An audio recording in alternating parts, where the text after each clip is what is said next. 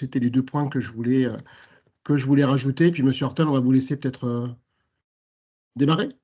Eh bien, merci beaucoup. Alors, je suis en train de tenter d'arrêter simplement la transcription de l'enregistrement qui n'est pas nécessaire et je vais simplement faire l'enregistrement.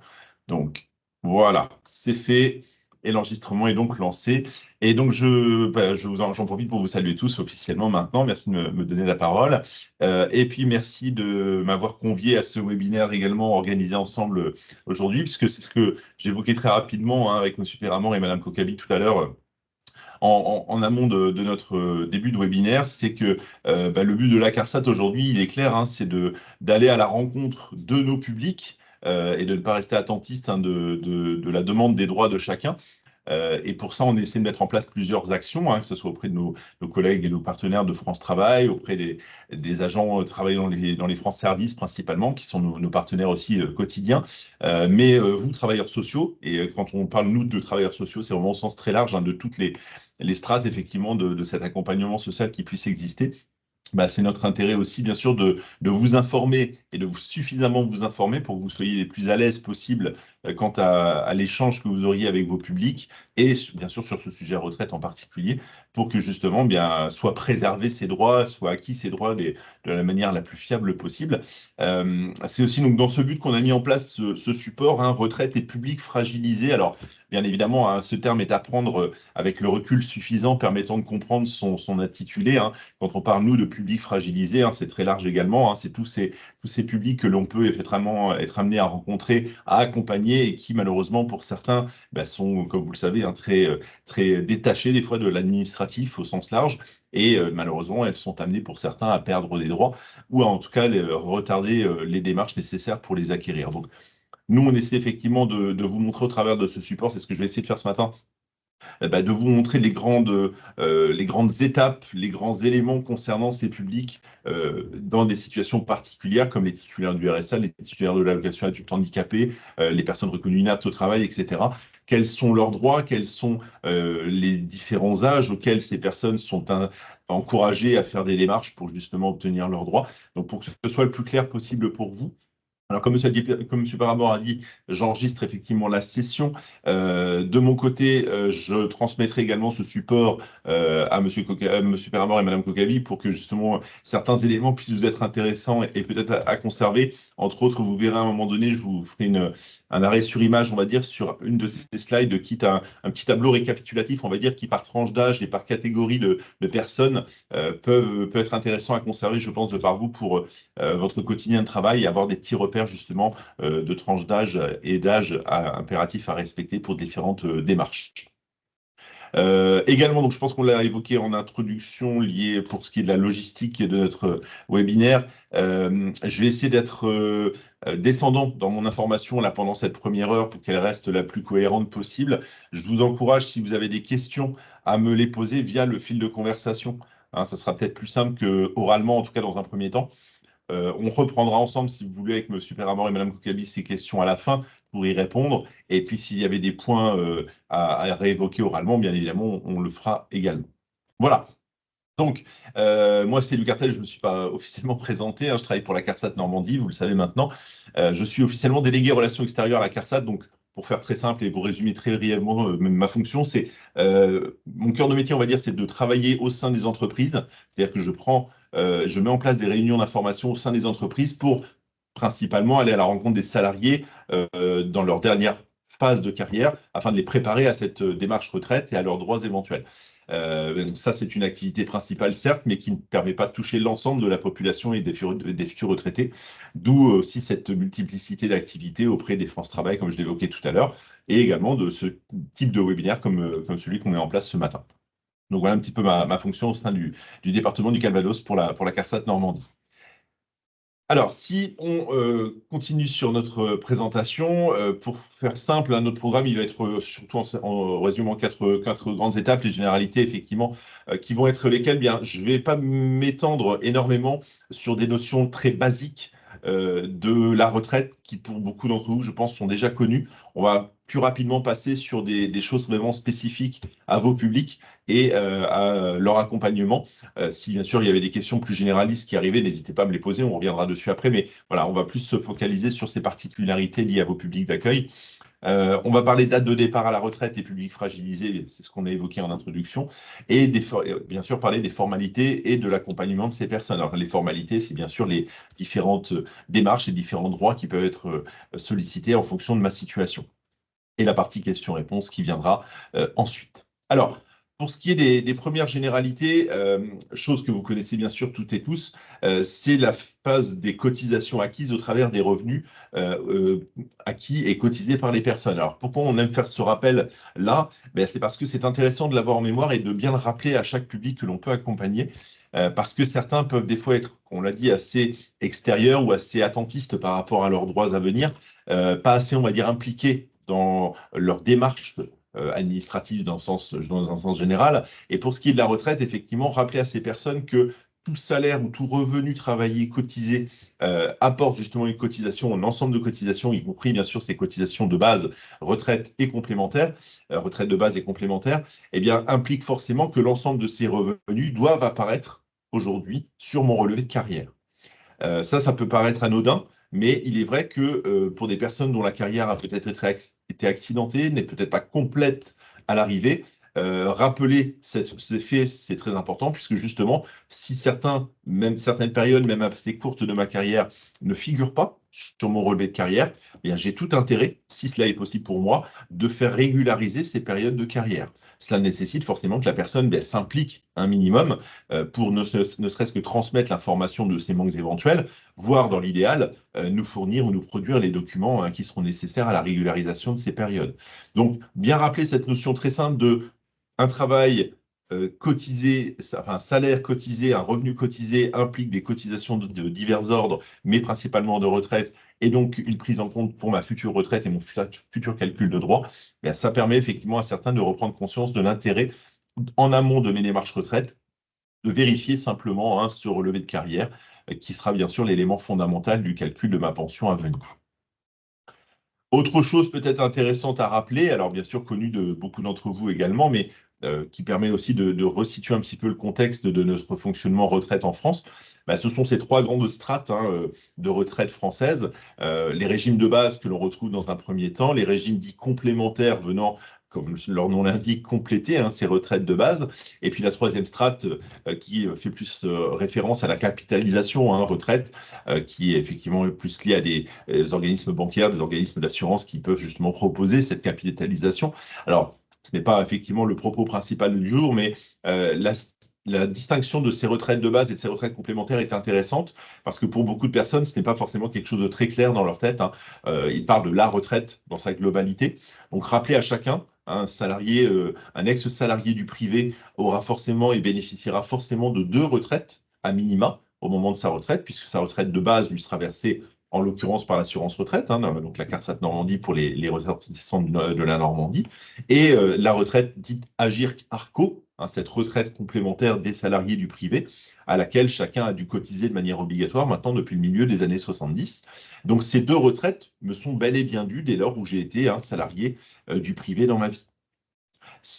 Ne seront que ces 2 retraites qui pourront m'être payées? Bien sûr que non. Si j'ai effectivement cotisé dans d'autres régimes de retraite, 42 régimes de retraite aujourd'hui existent en France, donc une carrière peut avoir été multiple au cours de la vie d'une personne, eh bien je peux avoir d'autres droits à retraite qui me sont promis, tel l'IRCANTEC qui fait référence à la retraite complémentaire du public, d'autres régimes comme la fonction publique qui également peut m'avoir concerné une partie de ma carrière. Il faut bien considérer que chacun de ces régimes me doit une part de retraite en fonction de mes cotisations et de mes acquisitions de droits. Est-ce compliqué pour un usager de retrouver l'ensemble de ces informations aujourd'hui? C'est la première réassurance à leur donner, c'est que non, retrouver ces informations est somme toute relativement simple, puisque c'est une volonté aujourd'hui de notre gouvernement, c'est de rassembler l'ensemble de ces informations sur une seule et même plateforme systématiquement. Alors, plusieurs plateformes informatiques et Internet existent aujourd'hui pour retrouver ces informations, vous les connaissez sans doute, Évidemment que l'assurance retraite.fr est le site de la CARSAT au sens, à l'échelle nationale, donc plateforme que l'on mettra en avant aujourd'hui. Existe également la plateforme de l'Agir Carco que l'on appelle inforetraite.fr, qui est également une autre plateforme sur laquelle je vais retrouver également l'ensemble de mes informations retraite. Plusieurs plateformes de ce type existent donc. Je ne suis pas tenu systématiquement d'aller créer un espace sur chacune de ces plateformes, mais en tout cas, l'intérêt pour moi en tant qu'usager ou futur retraité, c'est d'aller au moins pouvoir une fois consulter l'une de ces plateformes pour y retrouver l'ensemble de mes informations en termes de relevé de carrière, comme on le verra juste ensuite, en termes d'estimation retraite, bien évidemment, et le moment venu, en termes de démarche aussi de déclenchement de mon droit à retraite future. Donc évidemment, chaque personne est plus ou moins férue d'Internet, plus ou moins férue de démarches numériques, d'où aussi ce partenariat, bien évidemment, que l'assurance retraite a mis en place avec les espaces France Service. On est partenaire de ces espaces France Service, eh bien, dans le but justement de pouvoir accompagner toute personne qui se sentirait démunie aujourd'hui face à cette démarche numérique. Alors évidemment, on peut contacter la CARSAT en direct. Si maintenant mon souhait est de consulter mon relevé de carrière et ou de faire ma démarche retraite de déclenchement ou de demande de celle-ci, je n'ai pas d'outil informatique, je ne suis pas suffisamment à l'aise pour le faire, je n'ai personne pour m'accompagner pour le faire. Eh bien, les espaces France Service sont effectivement tout à fait habilités à le faire et mandatés par la CARSAT pour le faire. Alors, la consultation de mes droits va passer par la consultation, on l'a dit tout à l'heure, de ce fameux relevé de carrière. Alors, je dirais, avant de vous afficher cette slide-ci, je passe directement à la suivante d'abord, puisqu'elle est intéressante dans le sens où elle rappelle simplement quelles sont les informations que l'on va retrouver sur un relevé de carrière. Alors, ça paraît aussi anodin de le dire, mais c'est important de bien le préciser, puisque il faut bien faire comprendre à chacun que la retraite en France n'est pas forfaitaire. Je ne touche pas une retraite parce que j'ai un certain âge. Je touche une retraite de ce montant parce que j'ai atteint un certain âge qui me permet d'obtenir cette retraite, mais surtout parce que l'ensemble de mes cotisations retranscrites dans ce relevé de carrière aboutissent au calcul d'une prestation. Donc, le relevé de carrière est individuel et nécessite forcément que chacun se responsabilise par rapport à celui-ci et vérifie la complétude de ce relevé de carrière. Alors, que va-t-on retrouver dans un relevé de carrière comme information? Bien évidemment, alors, un nombre de trimestres acquis. Alors, on se rappelle que 2 retraites à minima sont promises à chaque ex-salarié du privé, retraite de base, retraite complémentaire. Donc, la retraite de base, nous, assurance retraite, allons fonctionner avec ces trimestres acquis et avec, bien évidemment, les revenus de la personne cotisée au long de sa carrière. C'est ce qui sont les 2 éléments qui, majoritairement, nous permettront de calculer le droit d'une personne. On y retrouvera quels régimes de base ont concerné la personne sur ce relevé de carrière. Pour ce qui est des régimes complémentaires, ils seront également indiqués et on y retrouvera en l'occurrence un nombre de points présents sur ce relevé de carrière. Et on retrouve ainsi la principale distinction de fonctionnement ou de calcul de nos prestations. La retraite de base, je l'ai dit, avec une base calculée sur la base des trimestres et des revenus d'activité cotisés. Et la retraite complémentaire, elle, calculera la pension du futur retraité au travers d'un nombre de points acquis qui, ces points, auront une valeur. Donc, le nombre de points sera multiplié par la valeur du point et permettra simplement le calcul de cette prestation de la retraite complémentaire. Donc, on y retrouvera toutes ces informations sur ce relevé de carrière, mais pas que. Plusieurs formes de relevé de carrière sont consultables, même si le terme n'est pas très adroit, sur cet espace personnel. Je y retrouverai également l'ensemble des employeurs pour lesquels j'ai travaillé au cours de ma carrière. Alors, est-ce une notion importante? Bien évidemment, puisque ça sera un des éléments les plus faciles à vérifier pour un usager futur retraité. Est-ce que l'ensemble de mes anciens employeurs sont bien présents sur ce relevé de carrière? Seul moi, qui donc connais ma carrière, est en capacité de le déterminer. Donc je pourrais refaire mon parcours professionnel en passant en revue cette liste d'employeurs. Sont-ils tous présents? Et dans ce cas-là, parfait. A priori, tous sont bel et bien déclarés. Je n'ai plus qu'à vérifier éventuellement l'acquisition de mes trimestres et mes salaires si je le souhaite. Si certains employeurs pour lesquels je sais pertinemment avoir travaillé ne sont pas présents, dans ce cas-là, attention, prudence et vérification desquels pourraient être éventuellement manquants. Donc voilà ces éléments principaux que l'on retrouvera sur un relevé de carrière. Alors, on revient et on fait un petit focus peut-être sur ces fameux trimestres, puisqu'ils sont quand même importants et conditionnent évidemment le montant de la retraite et de la pension à venir. Combien de trimestres par an a-t-on pu valider sur un relevé de carrière au maximum? Alors la question paraît idiote, la réponse est tout aussi simple puisque 4 trimestres civils existent par année, donc 4 trimestres maximum peuvent être validés par année sur un relevé de carrière. Néanmoins, c'est intéressant de le rappeler que 4 trimestres maximum seront retenus par année, pour la simple et bonne raison, c'est que sur une même année civile, sur un relevé de carrière, certains peuvent retrouver la validation de plus de 4 trimestres liés à plusieurs types de périodes connues dans cette même année. Je m'explique, une personne peut avoir, au cours d'une même année civile, avoir une période travaillée, qui, sur le relevé de carrière, cette période travaillée lui octroie peut-être 3 trimestres.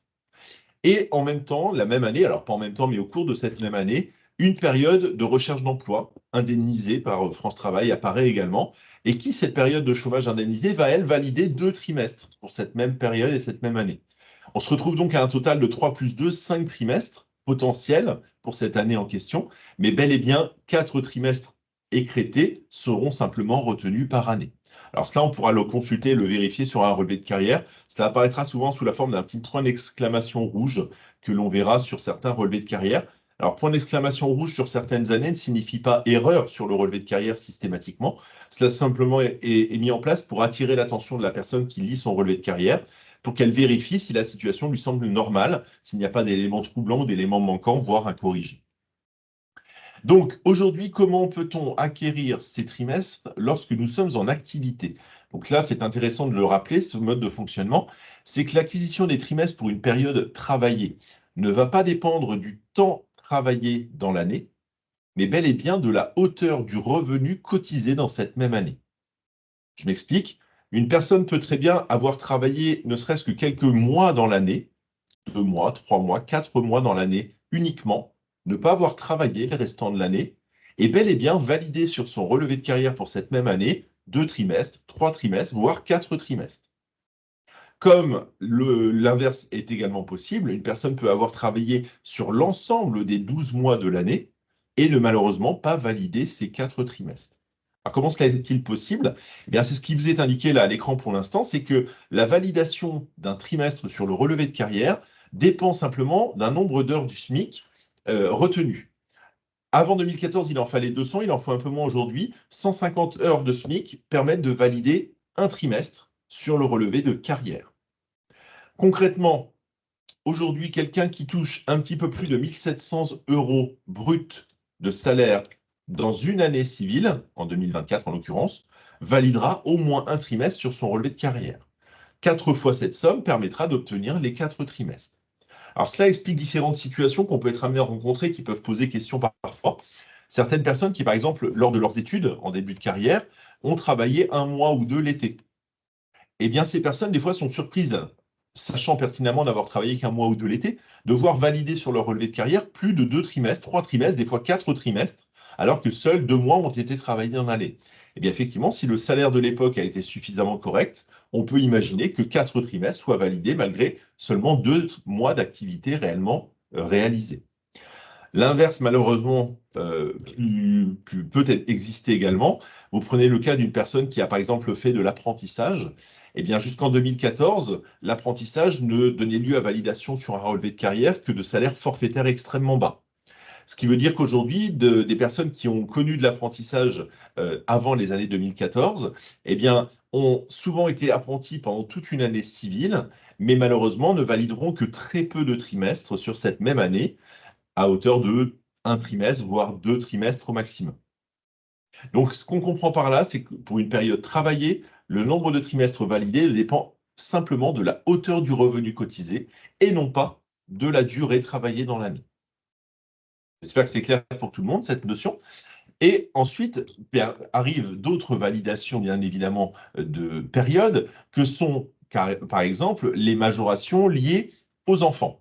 Alors, je vais revenir sur cette slide ensuite. Les majorations pour enfants peuvent donner lieu effectivement à des validations de trimestres de manière assez importante et sont bien évidemment très importants à mettre à jour sur un relevé de carrière. On vient de parler des périodes travaillées, mais effectivement, si j'ai été maman et que j'ai validé, que j'ai connu plusieurs maternités au cours de ma vie, eh bien ces maternités sont bien sûr à signaler sur mon espace personnel dans le but que me soient octroyées ces fameuses majorations pour enfants. Alors, sont-elles anecdotiques? Loin de là, puisque ces majorations pour enfants, pour chaque enfant mis au monde ou élevé, peut aller jusqu'à 8 trimestres de majoration par enfant et dès le premier enfant.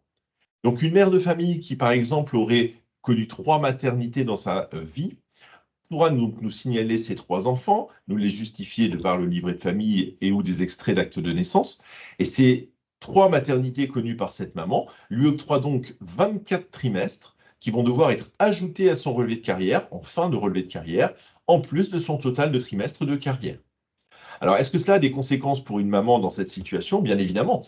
Si cette maman n'a pas pris beaucoup de périodes d'arrêt pour élever ses enfants, elle a repris, on va dire, l'activité très rapidement après chaque maternité, on peut imaginer qu'à son âge légal de retraite, elle obtienne, déjà le quota de trimestres requis. Dans ce cas présent, eh bien, effectivement, les trimestres de majoration pour enfants n'auront que peu ou pas de conséquences pour elle. Par contre, vous prenez la situation d'une maman qui, elle, se sera peut-être arrêtée pendant une période de carrière pour élever ses enfants. Eh bien, la conséquence directe pour elle, c'est sans doute de constater aujourd'hui un creux dans son relevé de carrière lié à cette période dite de congé parental ou période d'éducation des enfants. Eh bien, c'est la vocation de ces trimestres de majoration pour enfants, c'est de compléter au moins en partie cette période de carrière éventuellement creuse et permettant ainsi plus facilement à ces mamans de bénéficier du taux de quota de trimestres requis pour leur génération à la date d'échéance de leur droit à retraite. Donc, bien évidemment que cela est possible de l'indiquer sur son espace personnel. Aujourd'hui, dès les 55 ans, on peut le faire. Donc, j'accompagne une personne qui, je sais, a été maman au cours de sa carrière. Peut-être aujourd'hui est-elle inquiète de sa date proposée de départ à la retraite par une carrière qui n'est pas complète. Eh bien, première vérification importante à faire, avez-vous bel et bien déclaré vos enfants sur votre espace personnel? Si ce n'est pas le cas, faisons-le, parce qu'effectivement, eh bien, ces trimestres pour enfants peuvent changer énormément la donne quant à votre date de départ. Alors, on a parlé de trimestres liés aux périodes travaillées, on a parlé de trimestres liés aux majorations pour enfants. Existe beaucoup d'autres sortes de trimestres, et entre autres, ces trimestres, va qualifier, nous, de trimestres assimilés. Alors, à quelle période font-ils référence? Bien, comme ça vous est indiqué ici, ces trimestres assimilés font référence tout simplement aux périodes non travaillées d'une carrière. Période maladie, maternité hors majoration pour enfants, mais simplement congé maternité, période d'accident du travail, de chômage, d'invalidité ou de service militaire. Alors, ces trimestres assimilés ont-ils moins de valeur que les trimestres liés à l'activité? Bien, dans le cadre de l'acquisition de mon taux de calcul de retraite à l'âge légal, ils ont tout à fait la même valeur. À savoir que je connais une période, par exemple, de recherche d'emploi, je suis indemnisé par France Travail aujourd'hui, eh bien, on ne va pas retenir les sommes que je perçois comme indemnité pour me calculer un certain nombre de trimestres, contrairement à ce qu'on faisait tout à l'heure pour les périodes travaillées. Vous vous rappelez, les périodes travaillées, un salaire égale une cotisation égale un nombre de trimestres. Et bien là, pour les périodes, par exemple, prise de chômage, la différence par rapport à ces périodes travaillées, c'est que les indemnités que je vais percevoir ne vont pas, elles, être soumises à la cotisation vieillesse de base, comme l'ont été mes anciens revenus. Donc, on ne s'intéressera ainsi pas aux sommes que vous auriez perçues, que la personne aurait perçues dans ces périodes de non-activité professionnelle. On va simplement calculer le nombre de jours qui ont été indemnisés au titre de cette période, et cela conditionnera le nombre de trimestres à valider. On va prendre un exemple chiffré, toujours avec cet exemple du chômage, on va rester sur celui-ci. Une période aujourd'hui de recherche d'emploi permet que tous les 50 jours indemnisés par France Travail dans une année civile valideront un trimestre sur le relevé de carrière de la personne. 100 jours de chômage, 2 trimestres, 150 jours, 3 trimestres, et ainsi de suite.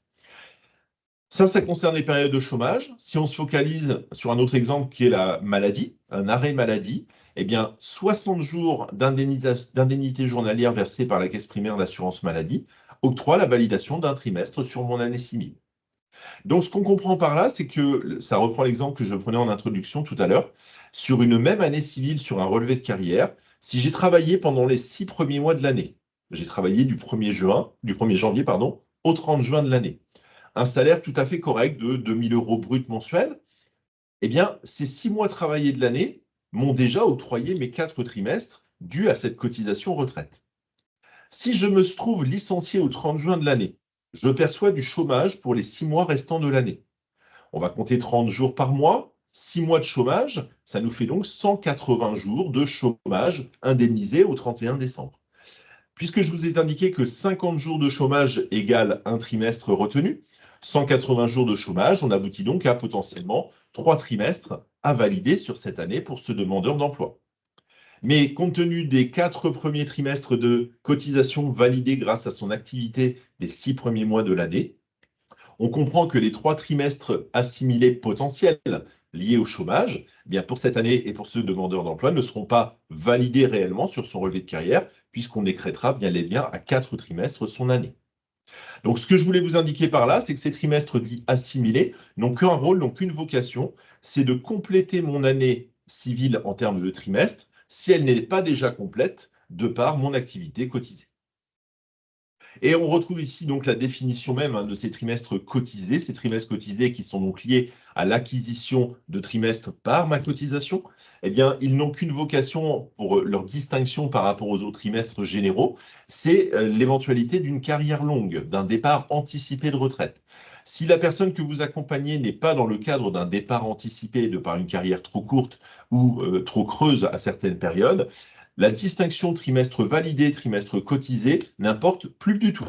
Cette distinction n'aura qu'une utilité, c'est la possibilité d'être éligible ou non à cette carrière longue. Donc en dehors de ce cadre, pas de distinction à faire entre mes trimestres purement cotisés et mes trimestres assimilés. La troisième catégorie qui est affichée ici, ce sont les trimestres équivalents. Alors, ce qu'on appelle trimestres équivalents, ils sont relativement à la marge pour nous, puisque vous avez bien évidemment ce qui va concerner aujourd'hui la plupart des personnes éligibles à ce trimestre équivalent, ce sont les périodes de travail effectuées à l'étranger. Effectivement, s'il y a eu des périodes de travail à l'étranger, cela peut permettre que l'on retienne, nous, des trimestres équivalents, permettant que ces périodes effectuées à l'étranger ne soient pas à reproduire en France et ainsi allonger les carrières des personnes de manière trop importante. Les autres périodes permettant anciennement de valider des trimestres équivalents, comme vous le voyez, concernent des périodes assez anciennes qui aujourd'hui, pour la plupart des personnes que vous serez amenées à accompagner, eh bien, ne seront plus concernées puisque déjà en activité ou pas encore en activité à ces périodes-là. Comme vous le constatez en bas de cette page, le statut RSA et la prestation AH ne permettent pas de valider le trimestre pour la retraite. Vous étiez sans doute déjà informé de cela, mais c'est important de le rappeler, puisqu'effectivement, des fois, certaines personnes sont surprises de leur nombre de trimestres affichés lorsqu'ils consultent leur relevé de carrière. Et si malheureusement, je me retrouve dans une période de carrière somme toute assez longue, au titre de la perception seule de ce RSA ou de l'allocation adulte handicapé, eh bien effectivement, cela impacte énormément mon nombre de trimestres. Alors bien évidemment, c'est là que des minima sociaux tels le minimum vieillesse prendra le relais au moment du paiement de ma prestation. On y reviendra tout à l'heure. Donc, ces périodes de majoration pour enfants, on en a parlé. Je ne me suis pas étendu sur les autres majorations. Je me suis focalisé vraiment sur les majorations pour enfants dites de base. 8 trimestres par enfant dès lors où j'ai été maman d'enfants ou que j'ai adopté des enfants. Je me suis focalisé sur les mamans puisque seules les mamans sont concernées par ces majorations pour enfants pour tous les enfants nés avant le 1er janvier 2010. Pour les jeunes parents d'enfants nés depuis le 1er janvier 2010, il faut savoir qu'il y a une petite modification de la loi et que si le papa, lui, s'est arrêté pour élever les enfants et que la maman a repris le travail un peu plus rapidement, eh bien, ces papas pourront demander à bénéficier d'une partie de ces trimestres. Alors, quand on parle de 8 trimestres, il y en a 4 au titre de la maternité, 4 au titre de l'éducation. Donc, les trimestres de maternité restent dus à la maman, bien évidemment, et les trimestres d'éducation, eux, pourront être scindés en 2 fois 2, 2 pour la maman obligatoirement et 2 éventuellement pour le papa si les enfants sont donc nés après le 1er janvier 2010 et que papa a pris du temps pour élever les enfants à la maison. Une majoration supplémentaire existe au titre des enfants handicapés, donc c'est une particularité, mais si les parents ont été titulaires de l'allocation d'éducation spécialisée et de son complément, dans ce cas-là, les parents pourront bénéficier de 8 trimestres supplémentaires en plus des 8 premiers trimestres de majoration dit classique. La majoration pour adultes handicapés est donc liée à cette notion d'aidant, effectivement, toute récente. Et une majoration également peut exister en fonction du compte professionnel de prévention. Alors là, on ne parle plus des enfants, mais simplement de la pénibilité au travail, pour ceux qui sont informés. Si j'ai une activité qui est liée aujourd'hui à un facteur de risque de pénibilité, eh bien, le site compte professionnel de prévention peut m'informer sur ses droits éventuels et me faire bénéficier éventuellement de certains trimestres d'anticipation de retraite. Alors, on va reprendre quelques notions maintenant intéressantes et surtout liées, alors notions de base toujours, mais liées surtout à cette évolution législative que l'on a connue en 2023. Effectivement, cette réforme des retraites a rendu l'actualité retraite brûlante en 2023. Donc, quel a été ce changement principal? C'est effectivement cette évolution de l'âge légal, cet âge légal, vous le savez, était anciennement de 62 ans pour toutes et tous, et qui est aujourd'hui affiché à 64 ans. Alors, ce n'est pas la meilleure des nouvelles pour beaucoup de personnes, on est bien d'accord. Ce qu'il faut retenir néanmoins, c'est que cette évolution de 62 ans à 64 ans de l'âge légal n'est pas commune à tous, puisque elle va évoluer, enfin cet âge légal va évoluer pour atteindre 64 ans effectivement à raison de la génération 1968 et au-delà. À savoir que si je suis né en 1968 ou après, effectivement, mon nouvel âge légal aujourd'hui est affiché à 64 ans. Si je suis né entre 1961 et 1968, eh bien, je suis impacté, on va dire, à moindre échelle par cette évolution de l'âge légal. Donc, vous avez un petit tableau que je vous affiche là rapidement, qui est simplement ce nouvel âge légal qui concerne chaque génération. Donc, j'en vois certains ou certaines se rapprocher de l'écran, peut-être pour aller vérifier leurs droits personnels, et vous avez raison, c'est l'occasion de le faire aussi. Concrètement, je vous affiche ce petit tableau, mais ne vous inquiétez pas, hein. Aujourd'hui, nos espaces personnels sur l'assurance retraite ont bien sûr intégré complètement cette nouvelle législation. Donc, je me connecte sur mon espace personnel aujourd'hui. Le système, bien sûr, m'affichera mes informations au regard de cette nouvelle législation sans aucune difficulté. Alors, c'est peut-être l'occasion de rappeler ensemble simplement quelle est la définition de l'âge légal. Parce que c'est bien gentil de parler d'âge légal, mais qu'est-ce que cela signifie atteindre l'âge légal? Suis-je obligé de faire quelque chose? Ai-je des obligations de prise de retraite, etc. Alors, on va simplement définir l'âge légal comme étant l'âge atteint par une personne lui permettant de demander à toucher sa retraite. On ne pourra pas lui refuser sa retraite si cette personne a atteint son âge légal. Elle est en droit de demander sa retraite, on ne pourra pas lui refuser. Par contre, attention, l'atteinte de l'âge légal ne signifie pas systématiquement retraite à taux plein. Puisque atteindre l'âge légal, eh bien, deux situations peuvent se présenter. J'ai le nombre de trimestres qui est réclamé à ma génération. Dans ce cas-là, libre à moi de demander ma retraite, elle sera bel et bien calculée à taux plein. Si par contre cette retraite n'est pas calculée à taux plein, cela viendra du fait que mon nombre de trimestres est malheureusement sans doute trop faible et en dessous de celui qui m'est normalement réclamé. Libre à moi de prendre ma retraite également, puisque j'ai le taux plein et qu'on ne peut pas me la refuser si j'en fais la demande. Néanmoins, si je demande ma retraite et que je n'ai pas le taux plein, j'ai donc une décote, une minoration appliquée à mon calcul, et il faut savoir que cette minoration sera définitive sur mon calcul. Il n'y aura jamais de recalcul de cette prestation. Donc là, c'est important, bien évidemment, de faire raisonner nos interlocuteurs et nos publics sur ces situations, puisqu'effectivement, on peut arriver en fin de carrière sur une urgence ou un souhait urgent de prise de retraite, mais l'intérêt de la consultation de mon espace personnel, de mes estimations retraite, est tout à fait pertinent dans ce cas, c'est de vérifier quel est mon droit à aujourd'hui et ai-je un intérêt éventuellement à reporter ma décision retraite pour atteindre un montant de retraite qui me convienne davantage. On verra bien sûr, là je vous affiche et je vous indique les conditions du cas général. On n'est pas dans les cas de particularité, d'inaptitude au travail ou d'allocation adulte handicapé perçue, etc. On est dans un cas général d'une personne qui simplement en santé n'aurait pas le nombre de trimestres requis. Le petit tableau que je vous ai affiché tout à l'heure, on a focalisé sur les âges légaux qui avaient donc évolué. Vous retrouviez en troisième colonne ces nombres de trimestres dont je parlais maintenant, qui est donc le nombre de trimestres total qu'une personne doit avoir acquis en fonction de son année de naissance et qui lui permettra donc d'obtenir ce fameux taux maximum de retraite. Donc, on est au maximum à 172 trimestres demandés. C'était déjà le cas avant la réforme 2023. La seule chose et la seule nouveauté de cette réforme 2023, c'est qu'ont été anticipées l'atteinte de cette demande des 172 trimestres.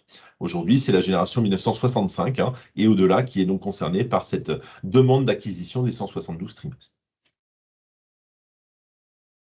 Qu'en est-il maintenant de mes estimations chiffrées de retraite et datées de retraite? Alors, comme je vous l'ai dit, on fait toujours le lien avec notre plateforme qui est l'assurance-retraite.fr.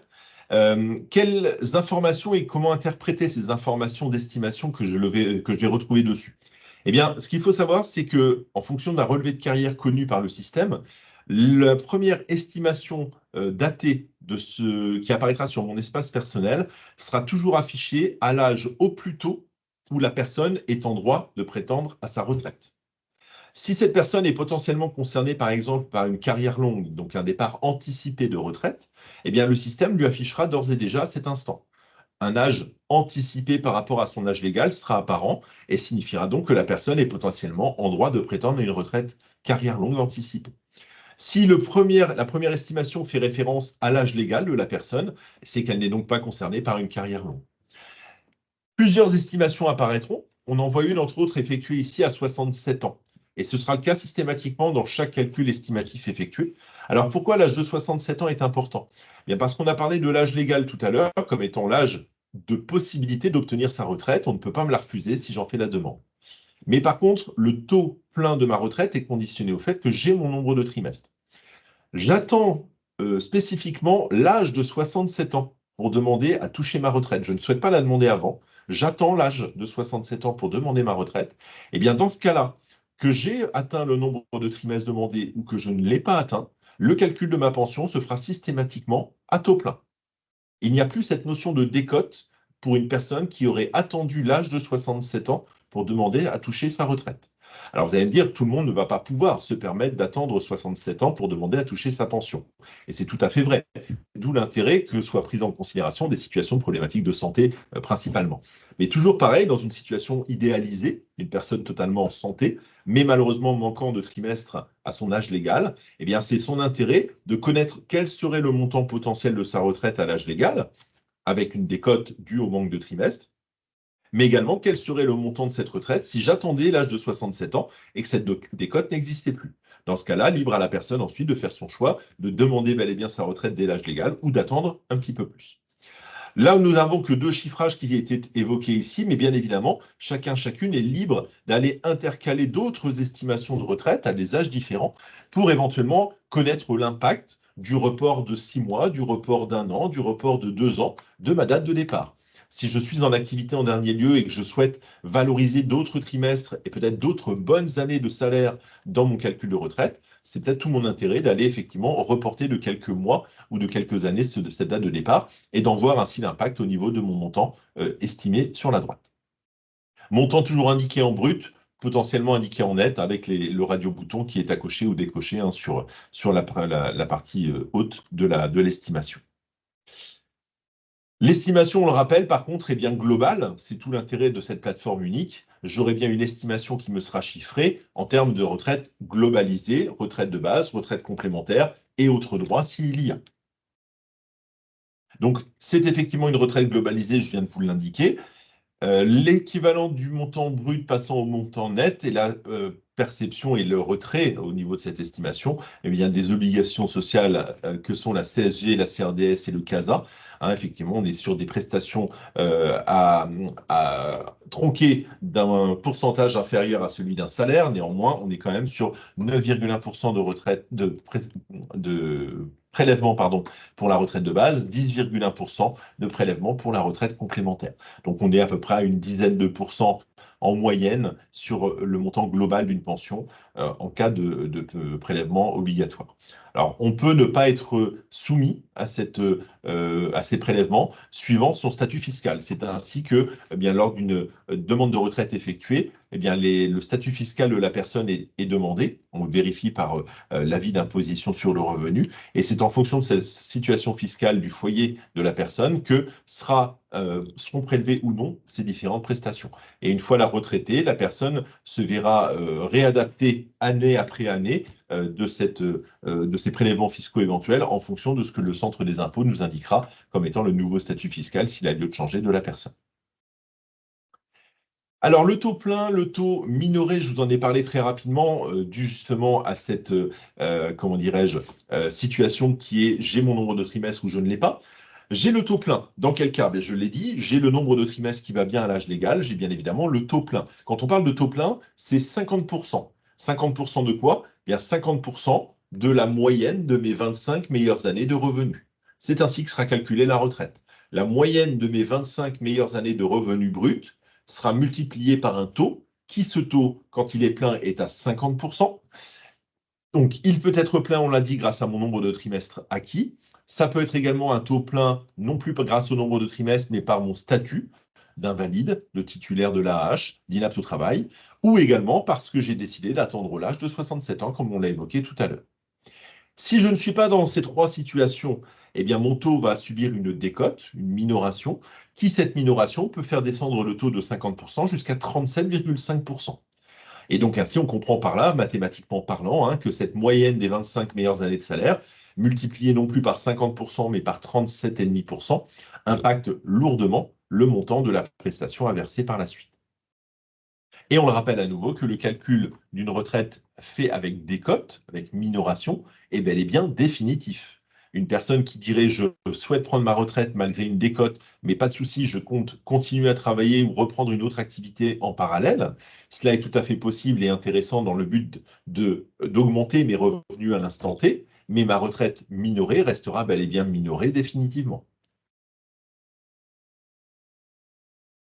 Alors, on parlait justement d'une minoration, on parlait de situations particulières, et puis on parlait tout à l'heure de ce minimum social, de cet acquis social, qui est le minimum vieillesse. Alors, on parle du minimum vieillesse, on ne peut pas parler d'autre chose, nous, que de l'ASPA, l'allocation de solidarité aux personnes âgées. Pourquoi? Parce que, effectivement, cette prestation particulière qui est l'ASPA, eh bien, nous permet de ramener les revenus d'une personne retraitée à hauteur de ce minimum vieillesse fixé par décret. Alors, par contre, des conditions sont exigées, bien évidemment, pour bénéficier de cette allocation particulière. Quelles sont ces conditions? Alors, la première d'entre elles, c'est d'être âgé d'au moins 65 ans. Effectivement, l'âge légal permettant l'octroi de l'ASPA est bel et bien de 65 ans. Par contre, certains pourraient dire, mais je ne comprends pas, certaines personnes qui ont moins de 65 ans bénéficient déjà de l'ASPA. Et effectivement, si une personne a bénéficié d'une reconnaissance d'inaptitude au travail, eh bien cet âge est abaissé à 62 ans. Là, dans ce cas-là, effectivement, 62 ans, la retraite peut être allouée pour ces personnes inaptes au travail. Et si le montant de leur prestation est inférieur au minimum vieillesse, le droit à l'ASPA leur est également ouvert. Il faut bien évidemment avoir obtenu toutes ces retraites de base, toutes ces retraites complémentaires et étrangères. On comprend par là que l'ASPA est une allocation dite de dernier recours et qu'il n'y a pas d'autre moyen de la percevoir que d'avoir demandé et sollicité l'ensemble de ces autres droits en amont. Il faut aujourd'hui résider en France plus de 9 mois par an. Ça, c'est une nouveauté également liée à la réforme 2023, puisqu'avant, il n'était nécessaire que de résider 6 mois en France. Aujourd'hui, on est passé à 9 mois de résidence française obligatoire. Et pour les ressortissants étrangers, eh bien, il faut avoir un titre de séjour qui date de plus de 10 ans. C'est également une condition obligatoire pour bénéficier de cet ASPA. Évidemment, des plafonds de ressources existent. On a parlé d'allocation de dernier recours. Et en l'occurrence, eh bien, les revenus de la personne seule, si elle vit seule, ou du couple, si la personne est en couple, sont retenus et seront comparés à l'ensemble des prestations perçues par la personne ou les deux membres du couple, ainsi pour voir si la prestation ASPA peut lui être versée en complément. Elle pourra bien sûr être réduite et non pas versée en totalité en fonction de l'atteinte de ce plafond du minimum vieillesse. Toutes les ressources sont prises en compte dans l'étude du droit. Effectivement, l'ASPA, on le répète à nouveau, c'est une allocation de dernier recours. Donc, toute prestation annexe, tout placement financier pourra être pris en considération dans l'étude de ce calcul d'ASPA. Alors, de quel montant parle-t-on aujourd'hui? Alors, je vous ai affiché les montants de 2024, évidemment. Alors, on a passé la barre des 1 000 € pour l'ASPA d'une personne seule. Donc, ça veut dire qu'aujourd'hui, une personne seule qui remplit des conditions qui vont bien pour percevoir ce droit sera en droit de prétendre à une prestation qui atteindra les 1 012,02 € mensuels. Donc concrètement, si cette personne, exemple, touche 500 € de retraite CARSAT, 200 € de retraite Agir Carco, n'a pas d'autres prestations, n'a pas d'autres revenus à côté, on est donc à 700 € de revenus de retraite, et bien on lui versera bien sûr les 312,02 € de complément qui permettront d'atteindre pour elle le fameux plafond du minimum vieillesse. Un montant ASPA couple est également indiqué, puisqu'effectivement, on peut être dans le cas d'une personne en couple dont le conjoint n'a pas de revenus ou peu de revenus, et dans ce cas-là, l'ASPA couple peut être bien sûr versé. Alors, c'est une prestation qui est évidemment révisable en cas de changement de situation. Et on fait un point d'arrêt très important sur ce point, qui n'est pas un détail, puisqu'effectivement, on peut être amené à accompagner une personne dans la mise en place de ce minimum vieillesse et donc de la prestation ASPA pour elle, parce qu'elle est en droit d'en bénéficier, bien évidemment. Mais l'appui sur ce point très important qui est d'informer ma caisse prestataire de cet ASPA de tout changement de situation est primordial. Combien sont les personnes qui aujourd'hui subissent, on va dire, des réclamations d'indus liées à un changement de situation qui ne nous a pas été signalé en temps et en heure, et que nous, CARSAT, allons découvrir malheureusement sur le tard, nécessitant malheureusement derrière une révision de la prestation et des fois malheureusement des indus qui peuvent s'avérer très difficiles à absorber par les personnes. Donc, impérativement, rappeler que cette situation de mise en paiement de cet ASPA pour une personne n'est jamais définitive et soumise à changement de situation qui est donc à nous déclarer. L'arrivée d'un conjoint est souvent le changement le plus fréquent. On est sur un ASPA qui peut être récupéré sur succession. Alors là, il y a une petite coquille dans la présentation que je vous affiche, puisque le montant, alors pour certains, peut-être que vous le saviez, hein, anciennement, l'ASPA n'était récupéré qu'au-delà d'un certain actif successoral, qui cet actif successoral anciennement était de 37 000 euros. Aujourd'hui, il n'est plus non plus de 100 000 euros, alors il a bel et bien augmenté, mais il est même monté à 105 300 euros. Donc, on est passé de 37 000 euros anciennement à 105 300 euros. Donc, ça, c'est une très bonne nouvelle pour ceux qui peuvent demander à bénéficier de cet ASPA, puisqu'effectivement, bien, si une personne est ne serait-ce que propriétaire d'un bien immobilier peut-être modeste, de 100 000 euros ou un peu moins, et bien, dans ce cas-là, pourra se permettre plus facilement peut-être d'accepter le versement de cet ASPA sans risque de voir prélever sur cet héritage potentiel à venir eh bien, les fonds versés au titre de l'ASPA pour un remboursement éventuel. Le site, bien sûr, connu, je pense, de beaucoup d'entre vous, hein, mesdroitssociaux.gouv.fr, est le site que l'on va mettre en avant aussi de notre côté hein, pour accompagner une personne qui souhaiterait connaître son droit éventuel à ce type de prestation. Donc, on invite fortement à le consulter pour en obtenir des informations plus précises.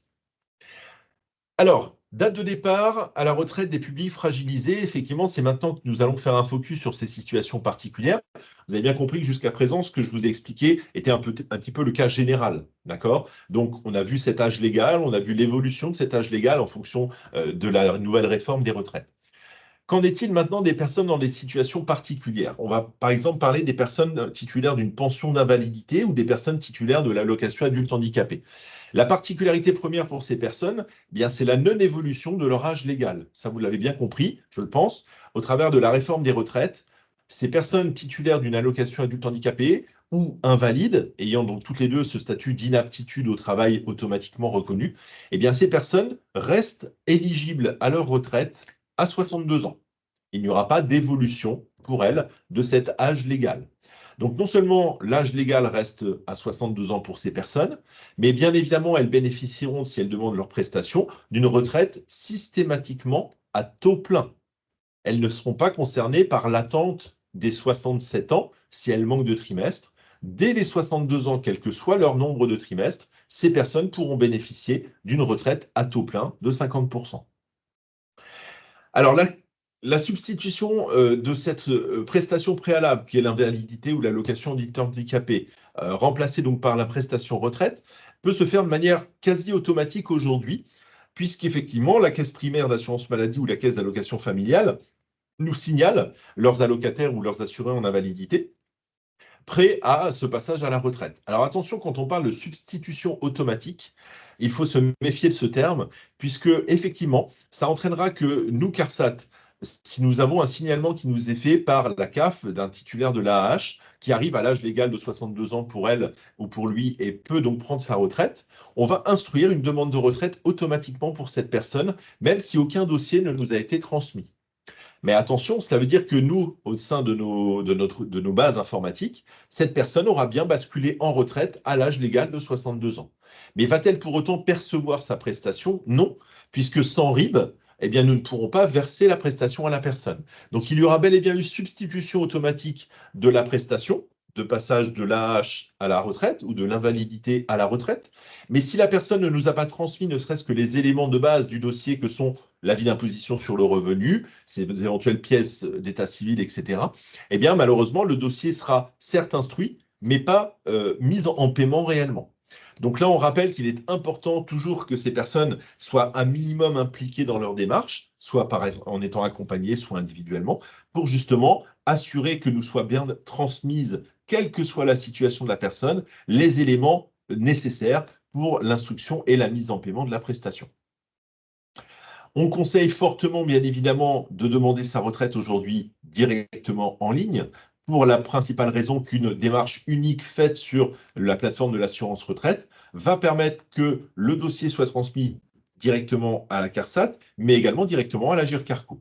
Ainsi, toutes les caisses de retraite concernées pour la personne seront informées en une seule et même démarche de ce droit à retraite, et je n'aurai à fournir mes justificatifs qu'une seule fois au travers de cette démarche numérique. Les droits sont sauvegardés, bien évidemment, s'il y a de l'activité, à savoir que l'inaptitude d'office qui est reconnue à un titulaire d'une pension d'invalidité, si celle-ci décide de continuer son activité au-delà des 62 ans. Je prends l'exemple typique d'une personne en invalidité catégorie 1 qui souhaiterait continuer son activité actuellement menée pour pouvoir acquérir de nouveaux droits supplémentaires au-delà des 62 ans. Eh bien, cela leur est possible. Ils continueront ainsi de travailler et de percevoir leur invalidité au-delà. Et le jour venu où ils souhaiteront mettre fin à cette activité, mettre fin donc à la perception de leur invalidité pour bénéficier de leur retraite, eh bien le droit et l'inaptitude d'office restera sauvegardé et leur sera bien évidemment attribué. Si par contre il y a refus de la retraite par un titulaire de l'invalidité ou un titulaire de l'allocation adulte handicapé, on doit bien sûr en être informé. La CAF et la Caisse primaire d'assurance maladie eux-mêmes doivent en être informés, puisqu'il y aura bien évidemment, si les conditions le permettent, rupture des ressources, dans le sens où la prestation première sera stoppée et la retraite ne sera pas forcément versée si la demande n'a pas été formulée.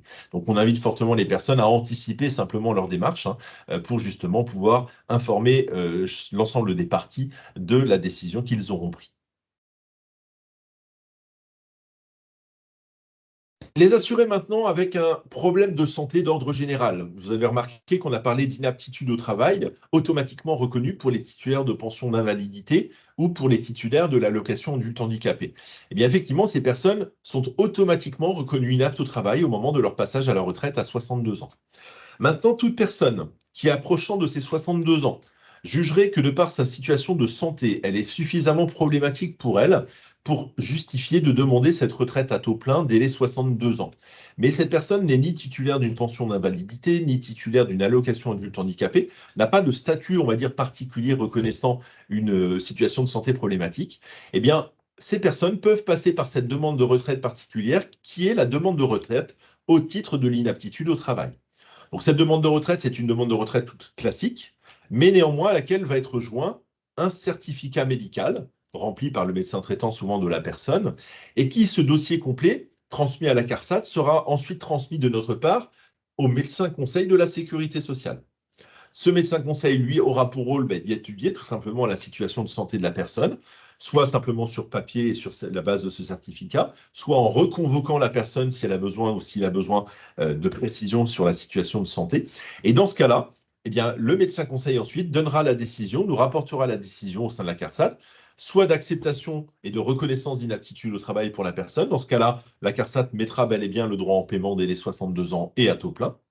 Soit le médecin conseil fera une réponse et un retour négatif, indiquant que l'inaptitude au travail n'a pas été reconnue. Et dans ce cas-là, eh bien, on informera la personne qui a demandé sa retraite initialement de ce refus. Et on lui demandera si elle souhaite maintenir son droit à retraite demandé, mais dans ce cas-là, il faudra attendre l'âge légal pour elle, et peut-être une décote s'il manque de trimestre, ou alors si elle souhaite tout simplement mettre fin à sa demande initiale et la reconduire à plus tard. Donc bien garder cette troisième option de la simple reconnaissance d'inaptitude au travail comme existant sur la base d'un certificat médical. Les demandeurs d'emploi, quant à eux, eh bien, sont bien sûr soumis, eux, à ce décalage de l'âge légal. La retraite pourra leur être attribuée à taux plein dès l'âge légal, si bien sûr ils ont le nombre de trimestres qui va bien, ou sinon à la date où ils obtiendront ce nombre de trimestres, et à défaut, à 67 ans. Est-ce qu'il y a des échanges entre nous et France Travail aujourd'hui? Bien évidemment.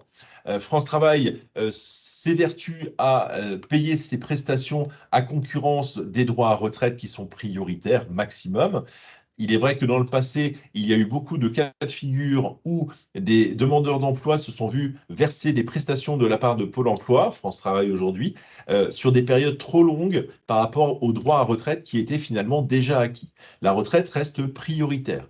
Une personne qui est en droit de toucher sa retraite à titre normal ou au titre d'une prestation lambda permettant le taux plein de cette prestation retraite, dans ce cas-là, la retraite est prioritaire, même si j'ai encore des droits acquis d'indemnisation par France Travail. Ainsi, France Travail va s'assurer pour quelqu'un qui devient ressortissant de leur organisme, va s'assurer d'abord, avant de payer la prestation, auprès de la CARSAT et auprès donc de cette personne, qui se renseignera auprès de chez nous, de ses droits éventuels à retraite et de la date à laquelle cette personne va obtenir son taux plein de retraite. Ainsi, France Travail aura la connaissance de la date butoir de fin de versement de ses prestations et ainsi, la personne devra, eh bien, par la force des choses, demander sa retraite à cette date pour se substituer à cette prestation de France Travail. Donc des échanges existent, c'est une attestation qu'on appelle aujourd'hui attestation de carrière qui est réclamée par France Travail. Alors elle peut prendre des fois un certain temps à être attribuée à une personne puisque nous, cette attestation qui va donc confirmer à France Travail le nombre exact de trimestres de la personne va passer évidemment par une régularisation du relevé de carrière obligatoire pour cette personne. En effet, si la personne n'a jamais demandé à mettre à jour son relevé de carrière, on obligera celle-ci à nous fournir les documents nécessaires, tels les trimestres pour enfants et donc le livret de famille d'une mère de famille, pour ainsi pouvoir indiquer à France Travail que l'on a mis à jour de manière exhaustive ce relevé de carrière et qu'ainsi le nombre de trimestres indiqué est bel et bien le bon nombre de trimestres définitif. Qu'en est-il maintenant des allocataires du RSA? Eh bien, quant à eux, si un assuré n'est pas reconnu inapte au travail, donc le cas que l'on a vu précédemment, la personne est simplement titulaire du RSA, elle est soumise aux mêmes règles que le commun des mortels, à savoir le décalage de l'âge légal et l'obtention du taux plein si j'ai le nombre de trimestres et le taux minoré si je n'ai pas le nombre de trimestres qui va bien. Ainsi, l'ASPA étant lui limité à l'âge de 65 ans, eh bien, un titulaire du RSA qui arrive à son âge légal avant 65 ans par définition, qui n'a pas le nombre de trimestres requis, se verra proposer simplement une retraite à taux minoré. Que vont faire beaucoup de personnes dans cette situation? Eh bien, c'est souvent refuser leur retraite avec ce taux minoré pour continuer à percevoir la prestation RSA à concurrence éventuellement des 65 ans, date à laquelle, certes, ma retraite sera peut-être toujours à taux minoré, mais je pourrai en parallèle bénéficier maintenant de l'ASPA. Donc le titulaire du RSA verra souvent l'attente des 65 ans comme l'échéance pour lui ou elle de la perception de cette retraite et de l'ASPA, permettant justement l'atteinte du minimum vieillesse. Évidemment qu'un ressortissant, enfin un ressortissant de la CAF, mais un titulaire du RSA pourrait tout simplement décider également d'attendre les 67 ans si son souhait personnel était d'obtenir une retraite à taux plein, mais l'acquisition potentielle de l'ASPA dès les 65 ans rend ce cas de figure malheureusement très, très rare. Hein. Généralement, les titulaires du RSA vont souhaiter obtenir ce minimum vieillesse dès que possible, à savoir dès les 65 ans. Donc, le RSA eh bien, va nécessiter forcément que l'on vérifie certaines situations avant de pouvoir verser la prestation retraite. Quelles sont ces conditions à vérifier? Alors, propre aux allocataires RSA, mais pas que, hein, elle est vraie également, pardon, cette condition pour toute personne demandant une retraite, c'est tout simplement la présence d'un compte individuel. Ce qu'on appelle un compte individuel, c'est simplement la présence d'au moins un trimestre sur le relevé de carrière.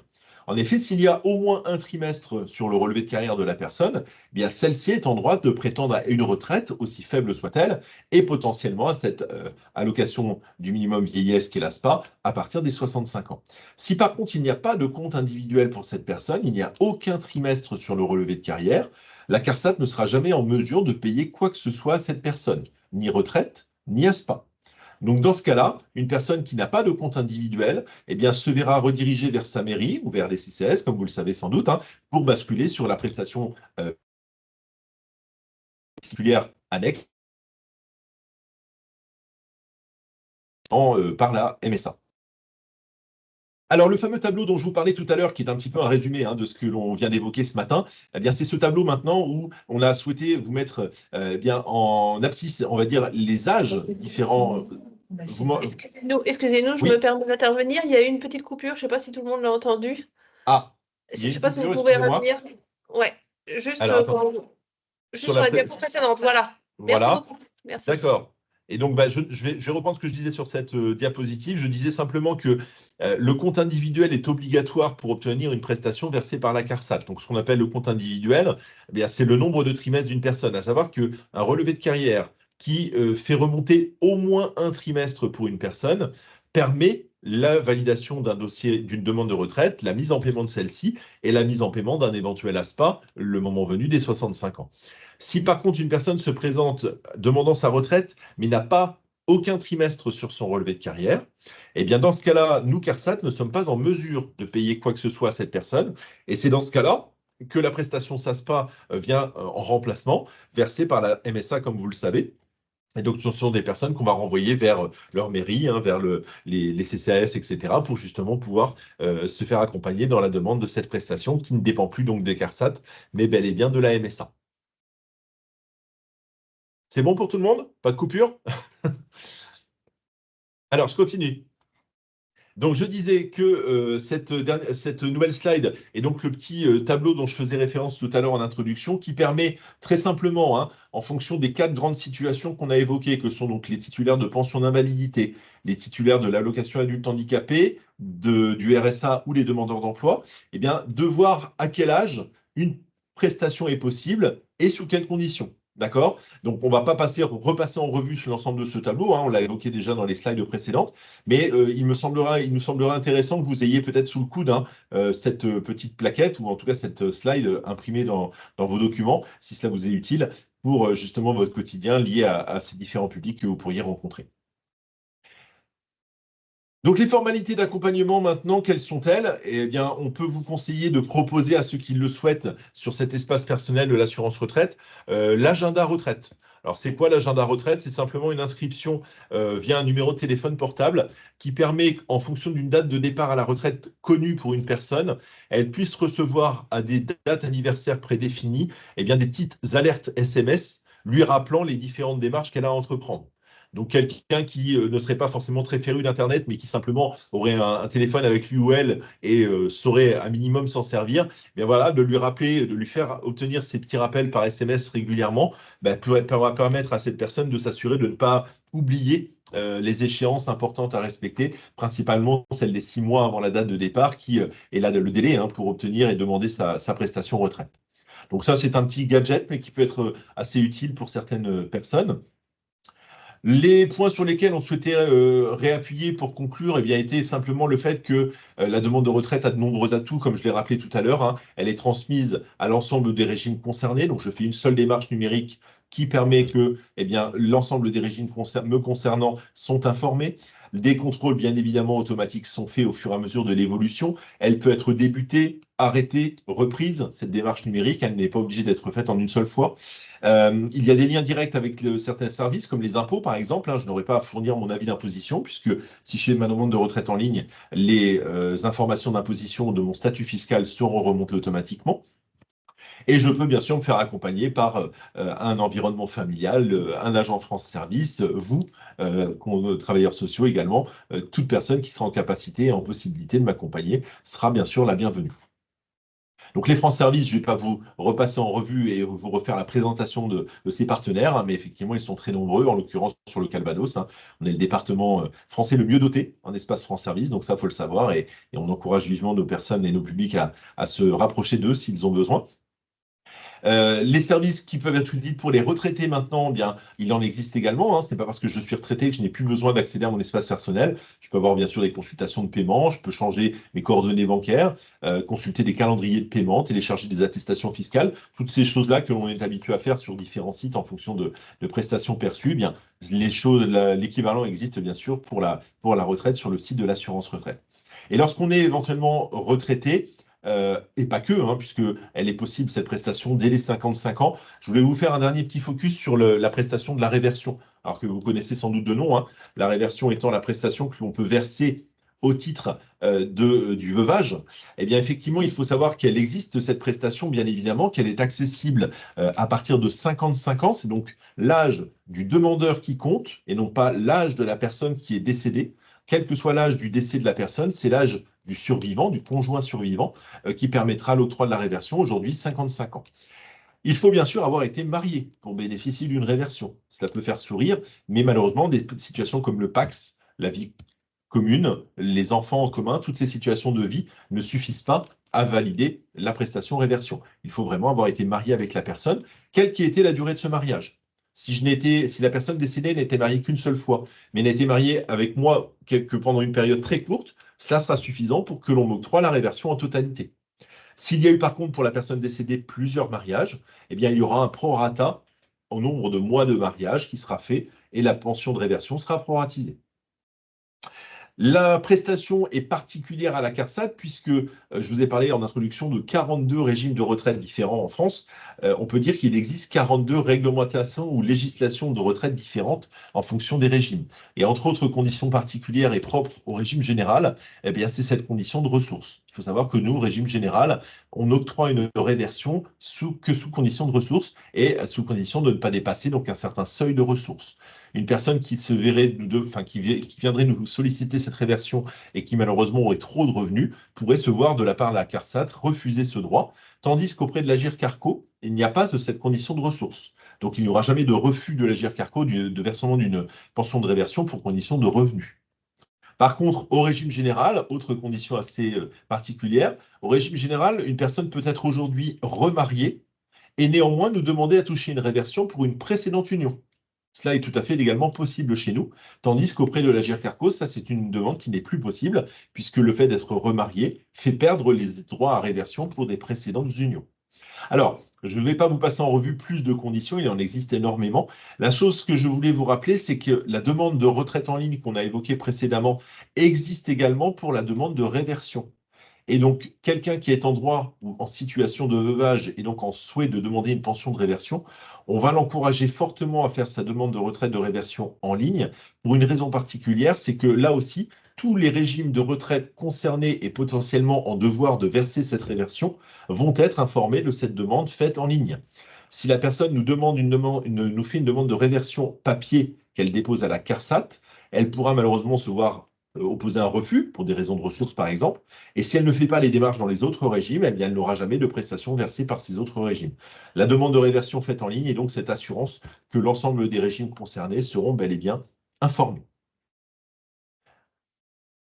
Dernière slide, et après vous aurez la parole si vous le souhaitez. C'est concernant ces rappels éventuels, puisque c'est une question qui nous est remontée assez fréquemment. Qu'en est-il des situations des personnes dont la CARSAT n'a pas pu liquider le droit à retraite en amont de l'âge souhaité de cette retraite? Je m'explique. Une personne qui a déposé son dossier un peu trop tardivement peut voir son âge légal être dépassé et ne pas encore percevoir sa retraite. Une personne, si elle est dans cette situation, est actuellement indemnisée de l'AAH ou du RSA par la CAF. Ce qui va se passer en fonction de certains critères que vous connaissez sans doute, eh bien, la prestation RSA ou AAH peut continuer d'être versée à la personne à concurrence de la mise en paiement de sa retraite.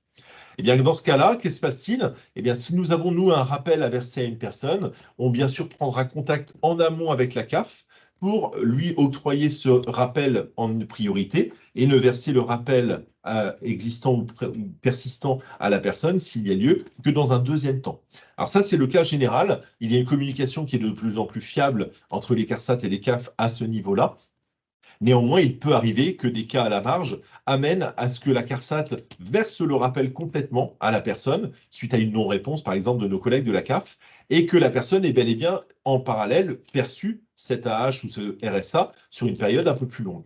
Dans ce cas-là, bien évidemment que la personne sera amenée à rembourser la prestation versée par la CAF ou la CPM, en l'occurrence, à tort. Et donc, dans ce cas-là, on peut aboutir à des indus qui soient des fois un petit peu compliqués. Donc, l'anticipation est importante, l'information anticipée est importante également pour ces personnes dans ces situations. J'en suis à la fin de ma présentation. J'espère que j'ai été le plus clair possible. En tout cas, je m'en suis efforcé de l'être. Je vous propose de reprendre ensemble peut-être les questions-réponses qui auront éventuellement été posées dans le fil de conversation, s'il y en a. Je vois qu'il y a eu des petites choses écrites. Donc, je vais les reprendre avec vous si vous le souhaitez. Mme Cocaï, M. Peramos, si vous voulez reprendre la parole, n'hésitez pas non plus. Hein. Donc, à l'USDA Centre, nous n'avons pas de son à l'est normal. Alors, c'était au début, j'espère que ça a été réglé depuis. J'espère que oui. Ensuite, ça refonctionne, donc c'est très bien. Donc voilà, ce n'était pas des questions législatives, mais en tout cas, a priori, le problème a été résolu. Alors, pourquoi l'obtention du document CARSAT chômage indemnisé régularisation de carrière est-il si long? Alors, c'est le fameux document dont j'ai parlé tout à l'heure, vous savez, la fameuse attestation de carrière. Donc, c'est Monsieur Le Pesant qui nous demande ça. C'est le fameux document, voilà, vous le réexpliquez en dessous, hein, c'est le document que doivent fournir les chômeurs pour continuer de percevoir leur chômage après la date de départ à la retraite à l'âge légal, le temps d'avoir le nombre de trimestres requis pour avoir une retraite à taux plein. Alors, le délai pour obtenir ce document peut paraître des fois très long, et c'est vrai. Et comme je vous l'ai expliqué, c'est que tout simplement, nous, la délivrance de cette attestation ne peut découler que d'une régularisation du relevé de carrière de la personne. En effet, si cette personne lorsqu'elle a ce document qui lui est sollicité par France Travail, elle nous le demande, ce document-là. Si cette personne a déjà vécu une régularisation de sa carrière récente, on va pouvoir lui délivrer cette attestation très rapidement, et elle l'aura dans les jours qui suivent. Si par contre cette personne n'a jamais sollicité de mise à jour de son relevé de carrière avant, eh bien, lorsqu'elle va nous demander ce document-là, on va être obligé non seulement de lui envoyer un questionnaire lié à son relevé de carrière, sur lequel elle va nous indiquer les éléments éventuellement à corriger sur sa carrière s'il y en a, nous fournir les justificatifs nécessaires à la mise à jour de ce relevé de carrière. On va procéder à la mise à jour exhaustive de sa carrière, et en retour, on lui adressera le fameux document chômage indemnisé, régularisation de carrière. Donc, suivant le type de mise à jour de carrière qui vont être à faire, eh bien, malheureusement, le délai peut être plus ou moins long. C'est pour ça que le conseil premier à donner, c'est qu'avant d'arriver dans cette situation de fin de carrière et d'exigence par le France Travail de ce document, eh bien, c'est de souhaiter ou de déclencher la mise à jour de mon relevé de carrière s'il y a lieu, à partir de mes 55 ans, le plus tôt possible, pour que justement, eh bien, en cas de besoin de ce document, cela ne soit plus qu'une formalité. Alors, Madame Benoît nous demandait, bonjour, on peut trouver le certificat médical pour inaptitude sur un moteur de recherche? Alors non, pas vraiment. Le fameux certificat médical pour la demande de retraite au titre de l'inaptitude au travail est à demander directement à la CARSAT. L'imprimé de demande de retraite classique qui va avec ce certificat médical peut être téléchargé effectivement sur le site de l'assurance retraite, ça, il n'y a pas de souci. Par contre, le certificat médical est un formulaire spécifique à cette demande de retraite. Hein, ce n'est pas un simple document, un certificat médical rempli par le médecin. Il faut donc nous le solliciter, nous on le transmettra à la personne, et elle pourra donc ainsi le transmettre à son médecin pour qu'il soit complété. Quid des départs en retraite et la RQTH? Alors, c'est vrai que je n'ai pas évoqué vraiment cette situation de RQTH. Concrètement, la RQTH, je vais l'inclure dans le cas de figure que j'ai évoqué de la retraite pour inaptitude au travail. Pourquoi? Parce que vous avez deux cas de figure. Effectivement, la reconnaissance ou la qualité de travailleur handicapé peut être de plus ou moins longue ancienneté, on va l'appeler comme ça. Si effectivement une personne est reconnue handicapée de longue date, on peut bénéficier éventuellement d'un droit à retraite particulier qui est la fameuse retraite anticipée spécifique aux travailleurs handicapés. Donc ces personnes-là, elles peuvent bénéficier d'une anticipation de leur retraite au titre d'une carrière longue, mais avec des conditions particulières liées à cette situation de handicap. Et attention, la première des conditions pour entrer dans ce dispositif est que cette reconnaissance de handicap date d'au moins 21 ans minimum. Si la reconnaissance de handicap est plus récente, elle date de moins de 21 ans, on ne rentrera pas dans le dispositif. Donc, je prends un exemple typique, une personne qui a 55 ans suite à un accident du travail bascule en statut travailleur handicapé, eh bien, cette personne-là ne pourra pas anticiper sa retraite grâce à cela. Contrairement à cela, une personne qui est handicapée de naissance, qui a travaillé peut-être toute sa vie en ESAT, eh bien dans ce cas-là, pourra potentiellement, sans doute, être éligible à cette retraite anticipée si elle le souhaite. Ça, c'est le premier cas de figure. Si maintenant, le cas de figure premier évoqué, à savoir d'une personne reconnue aujourd'hui handicapée, mais sur une échéance malheureusement trop courte pour entrer dans le dispositif d'anticipation, eh bien le seul avantage potentiel que cela peut lui donner, c'est d'accéder à une retraite à 62 ans, justement au titre de l'inaptitude au travail. Le statut d'handicapé que cette personne a, va peut-être lui permettre potentiellement d'avoir cette reconnaissance d'inaptitude au travail octroyée par le médecin conseil. Donc ça sera bien sûr inclus dans les informations présentes sur le certificat médical. Est-ce qu'une RQTH permet un départ à retraite anticipée? Donc, je viens d'y répondre d'une certaine manière, j'espère avoir été assez clair. On n'a pas détaillé, hein, par manque de temps, bien évidemment, on n'a pas détaillé tous les cas de figure et toutes les moindres conditions propres à chacune de ces situations. Mais voilà, retenez cette information, on va dire, de tri principal de la situation de la RQTH, c'est que la retraite anticipée est possible au simple statut du travailleur handicapé sur la condition première d'une ancienneté d'au moins 21 ans. Alors, j'ai ensuite quid des périodes travaillées. Alors, je ne sais pas dans quel cas, donc je ne vais pas pouvoir y répondre directement. Bonjour, je vais devoir quitter cette réunion. Merci de votre présentation. Ben, très bien, donc désolé de ne pas vous avoir vu avant. Disposez-vous toujours d'un service pour aller à domicile, pour aider à la mise en place des dossiers retraite pour les personnes les plus isolées? Alors, très bonne question, et c'est intéressant que vous la posiez parce que nous allons devoir clarifier un point important, c'est qu'il n'existe et n'a jamais existé de service spécifique à ces visites à domicile. Néanmoins, il est vrai que dans des cas très exceptionnels, nous sommes déjà rendus et nous nous rendons parfois chez les personnes. Alors, pourquoi je vous précise qu'il n'y a pas de service particulier pour cela?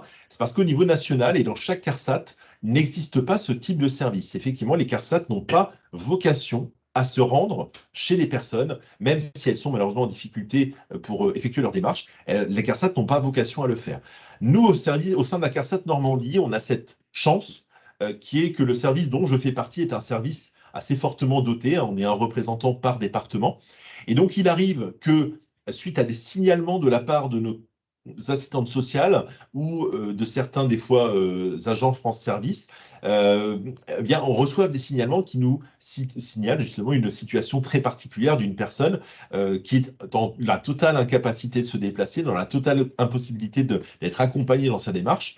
Et en fonction de l'étude de cette situation, on peut à la marge éventuellement envisager une visite à domicile.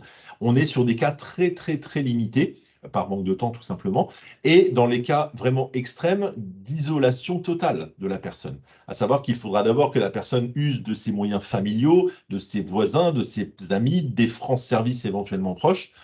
Une fois tous ces moyens épuisés et éventuellement inexistants à la marge, eh bien, on pourra envisager peut-être de procéder à cette visite à domicile. Donc effectivement, on n'a pas de service vraiment dédié à cela. Ce n'est pas une option régulière et classique. Il faut vraiment garder ça à l'esprit.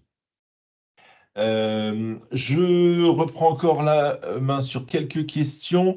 Les personnes qui ont déjà une retraite et qui souhaitent travailler pour compléter leur allocation, quelles sont les conditions de cumul entre retraite et salaire? Alors, le cumul emploi-retraite, il faut considérer qu'une personne qui est partie à la retraite et qui aujourd'hui a dépassé son âge légal, d'accord, et qui touche une retraite à taux plein parce qu'elle avait le nombre de trimestres qui était demandé. Donc, si ces deux conditions sont remplies, j'ai plus que mon âge légal et j'ai le nombre de trimestres qui va bien, dans ce cas-là, je n'ai aucune condition à respecter. Je peux retravailler comme bon me semble. On ne me réduira pas ma retraite et je peux reprendre à hauteur de ce qui m'intéresse. Si par contre, je n'ai pas encore l'âge légal parce que je suis parti en carrière longue, ou alors j'ai bel et bien atteint l'âge légal, mais je ne suis pas titulaire du nombre de trimestres qui était normalement requis à ma génération, eh bien, dans ce cas-là, jusque mes 67 ans, le cumul emploi-retraite est possible, mais avec un salaire maximum par mois qu'il ne faudra pas dépasser. Ce qui veut dire qu'une personne qui serait intéressée pour en faire du cumul emploi-retraite dans cette situation, eh bien, doit passer par la CARSAT en priorité d'abord pour qu'on lui indique à quelle hauteur de salaire celle-ci doit retravailler au maximum. Alors, bonjour, si un bénéficiaire du RSA attend 67 ans pour faire valoir ses droits à la retraite pour avoir un taux plein, est-ce que la CAF maintient le versement du RSA? Alors, potentiellement oui, puisque la CAF n'a pas possibilité d'exiger d'un titulaire du RSA de demander sa retraite à taux minoré avec l'ASPA à 65 ans. Maintenant, il faut vraiment qu'il y ait un intérêt pour ce titulaire du RSA d'attendre les 67 ans, ce qui est quand même, somme toute, assez rare, hein, disons-le clairement. Mais effectivement, il y a possibilité de verser le RSA jusqu'à 67 ans. Bonjour, recevez-vous des personnes à l'agence de Lisieux? Comment accompagner les personnes issues de la communauté des gens du voyage dans l'ouverture de leurs droits? Alors, il y a plusieurs questions. Qu'est-ce que la SASPA? Nous constatons que les délais d'instruction sont plus longs que 6 mois quand les personnes n'ont pas de quoi subvenir à leurs besoins. Alors, je vais essayer de résumer tout ça. Donc, recevons-nous des personnes à l'agence de Lisieux? Oui, alors, on a une agence principale pour le Calvados qui est donc située à côté de Caen. Vous avez l'agence secondaire qui est donc à Lisieux. L'agence secondaire de Lisieux n'est pas ouverte sans rendez-vous. Donc, personne ne peut rentrer, on va dire, ou pénétrer dans l'agence et être reçu sans rendez-vous. Par contre, on fixe à la marge quelques rendez-vous. Donc, des personnes peuvent effectivement être reçues à l'agence de Lisieux. Alors, les conditions d'obtention des rendez-vous, elles sont ce qu'elles sont. Le nombre de rendez-vous est malheureusement assez limité. Et donc, c'est directement en ligne ou par téléphone que l'on peut obtenir éventuellement un de ces rendez-vous. Pour l'accompagnement des personnes de la communauté des gens du voyage, là, je n'ai pas de directive particulière à vous donner. Ce sont des personnes qui peuvent éventuellement se rendre à nos accueils comme à l'agence de Saint-Comté, puisqu'elle est ouverte le matin de 8h30 à midi. Donc, elles peuvent se présenter, ces personnes, et elles-mêmes obtenir un rendez-vous ultérieur si cela est nécessaire. Elles peuvent, si elles le souhaitent, être accompagnées au sein des France Services également. Voilà les 2 moyens principaux qu'on peut leur mettre à disposition. Pour l'instruction maintenant du SASPA, comme je vous l'ai dit, ça ne dépend pas de la caisse CARSAT, mais de la caisse MSA. Donc, si vous rencontrez régulièrement des difficultés de délai liées au délai d'instruction de ces demandes, je n'en connais pas moi-même les raisons et je vous inviterai peut-être à vous rapprocher de la MSA directement pour en avoir plus d'informations. Demande SASPA à faire signer au clic CCAS de Caen avant envoi MSA. Alors, là aussi, je vais être assez frileux dans mes réponses. Le SASPA, effectivement, on ne le gère pas du tout. On nous redirige vers les clics, vers les CCAS, effectivement, les personnes qui sont dans ces situations donc de compte individuel vierge, donc pas de trimestre. Après, au niveau de la procédure même, je laisserai les personnes concernées vous répondre plus directement parce qu'effectivement, là, ça ne dépendra plus directement de notre organisme et de nos procédures. Si une personne bénéficiaire du RSA a une retraite à 62 ans sans avoir le taux plein, peut-elle quand même faire une demande d'ASPA à 65 ans? Bien sûr, on peut tout à fait imaginer qu'une personne ait bel et bien demandé sa retraite à 62 ans. Alors, pas à 62 ans si elle n'est pas dans une situation d'inaptitude, attention, parce que vous parlez d'une personne bénéficiaire du RSA qui a une retraite à 62 ans. Donc, j'imagine, dans ce cas-là, reconnue inapte au travail. Dans ce cas-là, si elle est reconnue inapte au travail, l'ASPA est possible pour cette personne dès les 62 ans. Si elle n'est pas reconnue inapte au travail, l'âge légal de cette personne titulaire du RSA ne sera sans doute plus de 62 ans, mais de 62 ans et X mois ou plus. Et dans ce cas-là, bien oui, la retraite peut être versée à cette date-là. Et ensuite, l'ASPA peut être sollicitée ultérieurement à partir des 65 ans. Peut-on solliciter des aides à la CARSAT dans l'attente de la liquidation de leur dossier? Alors oui, il existe l'AFU, qui est une prestation d'urgence qui peut être versée. Alors il y a des conditions que je n'ai pas en tête là à l'instant T, qui existent. Dans ce cas-là, si effectivement des personnes sont, je crois, dans une prestation qui n'est pas versée depuis... Alors, je crois qu'il y a j'ai un délai de 2 ou 3 mois en tête. Concrètement, si une personne a plus de 3 mois de retard dans le versement de sa prestation, on part dans ce principe-là, eh bien, cet AFU pourrait être versé, qui est une aide d'urgence. Donc, si vous rencontriez une personne qui serait dans une situation vraiment d'urgence comme celle-ci, eh bien, vous pourriez la rediriger vers notre organisme, bien sûr, pour qu'on puisse étudier son éligibilité à cette prestation. Les professionnels peuvent contacter la CAF, mais aussi la CPAM via un espace en ligne réservé pour les professionnels. Y a-t-il le même service pour la CARSAT? Alors, malheureusement, non. On n'a pas de service spécifiquement dédié à vous. C'est pour cela que ce n'est pas qu'on ne veut pas vous en donner, puis notre direction malheureusement souhaiterait le faire, mais elle ne le peut pas pour des moyens humains, à savoir qu'effectivement vous donnez une ligne téléphonique ou une adresse mail dédiée qui vous permettrait de nous contacter, eh bien nécessiterait forcément des moyens humains derrière pour y répondre et pour s'assurer que vous ayez des retours dans des délais corrects, ce qui n'est pas le cas aujourd'hui. Donc par contre, ce que l'on conseille vivement, eh bien, c'est qu'effectivement renvoyer une personne qui serait dans une situation nécessitant de contacter la CARSAT, si vous n'arrivez pas à les contacter nous-mêmes via un espace personnel ou via la plateforme téléphonique, eh bien, nos partenaires France Service avec lesquels, je vous le disais, on travaille quotidiennement, ont des contacts mail, on va dire, privilégiés avec la CARSAT qui permettent qu'on rentre en contact avec eux et qu'ils rentrent en contact avec nous un petit peu plus facilement. Donc, si vous aviez une personne concernée dans cette situation, n'hésitez pas à la renvoyer vers la France Service la plus proche et ainsi, elle pourra être mise en relation avec la CARSAT assez rapidement. Ensuite, automaticité de la retraite pour bénéficiaires AH ou inval depuis quand? Ce qui implique parfois une petite retraite, donc faire en parallèle une demande d'ASPA qui peut prendre du temps. Dans l'attente, complément RSA encore possible. Alors, oui, c'est ce que je vous ai dit, quand on parle d'automaticité de la retraite, c'est cette notion de substitution automatique, mais avec attention, une nécessité quand même de documents minimum pour que la prestation retraite, aussi faible soit-elle, soit bel et bien versée. Effectivement, la demande de retraite peut être à faire dans un deuxième temps, parce que là, on parle bien de substitution automatique de la pension de retraite et non pas de l'ASPA. L'ASPA n'est jamais calculée et versée automatiquement. Donc, il y aura bel et bien cette prestation d'ASPA à demander. Le RSA peut-il être versé en complément en attente? Ça, c'est à voir avec la CAF directement, avec effectivement un rappel qui pourra être versé derrière si la CARSAT s'aperçoit qu'il y a eu un versement de fait de ce RSA sur un délai, enfin sur une période de perception prévue de la retraite. Si une personne a eu un enfant, mais que celui-ci est décédé durant sa première année de vie, est-ce qu'on peut ou doit le déclarer pour une possible majoration pour enfant? Alors, très bonne question. Effectivement, oui. Il faut savoir que je vous ai parlé des majorations de trimestre pour les enfants, à savoir qu'une maternité entraîne, dès lors où l'enfant a été élevé pendant au moins ses 5 premières années, 8 trimestres de validation pour la maman. Là, on parle d'un enfant qui n'aurait vécu même pas une année, a priori. Et bien, dans ce cas-là, oui, les 4 premiers trimestres dits de maternité sont dus à la maman. Et ensuite, un trimestre, à concurrence des 4 trimestres d'éducation, un trimestre à chaque date anniversaire de l'enfant sera octroyé. Donc, dans le cas présent, exemple que vous citez, eh bien, on doit bel et bien 4 trimestres à cette maman au titre de la maternité. Et attention, ce que je n'ai pas précisé tout à l'heure, c'est qu'à partir de 3 enfants, pour la maman ou le papa, il y aura 10% de majoration sur la retraite. Et donc, dans le cas de parents qui auraient eu 2 enfants qui auraient bel et bien vécu, mais un 3e enfant qui serait le cas que vous nous citiez, malheureusement décédé très jeune, eh bien celui-ci néanmoins pourra quand même bel et bien compter comme 3e enfant pour les parents et donc octroyer l'éventuel 10%, les éventuels 10% liés. Donc, important bien sûr de les déclarer sur une demande de retraite. Pourquoi les délais de réponse des conseillers retraite sont si longs parfois? Est-ce mieux d'adresser un mail au conseiller dédié au dossier ou sur sa boîte générique? Alors, quand vous avez les coordonnées mail d'un conseiller retraite qui est en instruction d'un dossier, bien évidemment, vous pouvez le contacter, la personne peut le contacter si nécessaire.